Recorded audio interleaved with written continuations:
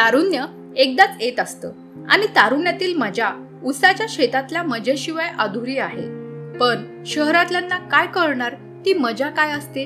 चला माझ्या अनुभवातून तुम्हाला माझी कथा सांगते। माझं नाव रुपाली, मी नुकतंच ग्रॅज्युएशन पूर्ण केलं। पण कथा सुरू होते फर्स्ट इयर पासून। आमच्या कॉलेजला लागून उसाचे शेत होते। एक दिवस आम्ही मैत्रिणी ऊस तोडायला शेताकडे गेलो असता अचानक शेतातून कसला तरी आवाज आम्हाला ऐकू आला।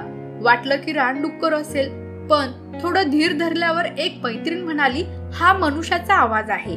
काही मैत्रिणी घाबरल्या होत्या, त्या परत माघारी पळाल्या। मी आणि मेघना मात्र आवाजाच्या दिशेने हळूच पाऊल टाकत होतो। अचानक मला कोणाचे तरी पाय हलताना दिसले। हळूच बघते तर काय, आमच्या कॉलेजमधील दुसऱ्या वर्षाला असलेली प्राची उसामध्ये खाली होती आणि वरून तो राजेश तिच्याशी अश्लील कृत्य करत होता। दोघेही अर्धनग्न अवस्थेत होते। ते बघून आमच्या दोघींचे हृदयाचे ठोके जोरात पडू लागले।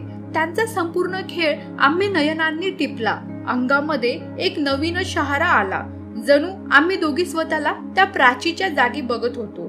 नंतर तर आम्हाला माहिती झाले होते कोण कुठे आणि केव्हा कुणासोबत भेटेल।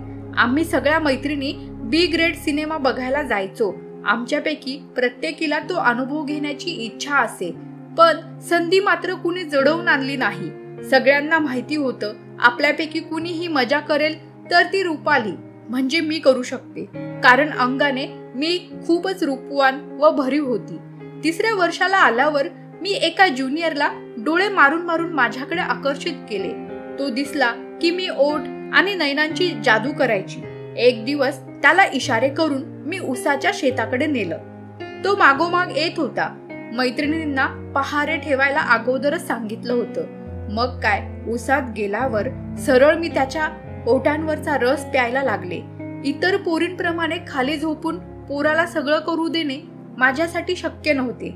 मीच त्याला खाली झोपावून त्याच्यावर स्वार झाले आणि त्याच्या इंद्रियांना एक नवी ओळख दिली। सोबतच माझ्या सुंदर शरीराला त्याचा अधिकार मिळवून दिला। खरंच उसातल्या शेतातली मजा काही औरच असते। कथा आवडली तर लाईक करा, शेअर करा आणि सबस्क्राईब करायला विसरू नका। धन्यवाद।